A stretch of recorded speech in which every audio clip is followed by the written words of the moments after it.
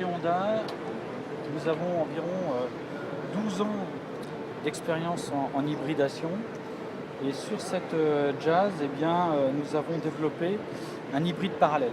C'est un moteur thermique ici, que vous voyez ici, un moteur électrique pris en sandwich entre le thermique et la boîte de vitesse. Vous pouvez remarquer le moteur électrique, c'est ce câble orange qui arrive.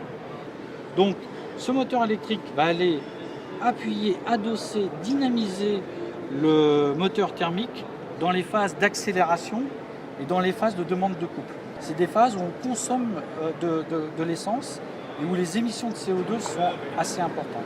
Donc on va aller diminuer en appuyant avec le moteur électrique.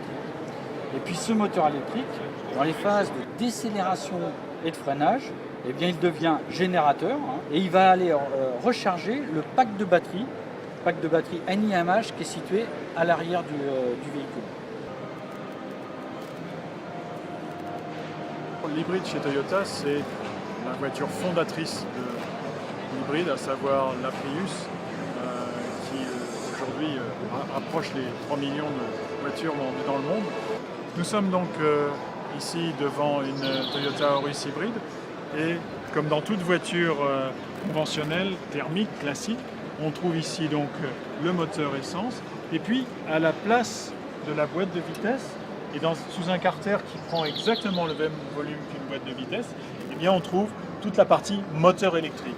Et au-dessus, on trouve toute la partie gestion électronique de l'ensemble de l'association moteur essence et moteur électrique. Et ensuite, si on passe vers l'arrière de la voiture, on trouve désormais logé sous la banquette arrière, on trouve l'ensemble du pack de batterie dans un container totalement scellé, totalement étanche. Et de cette façon, on n'empiète plus du tout sur le volume du coffre. L'évolution pour l'avenir, c'est d'arriver à élargir notre offre et à la démocratiser.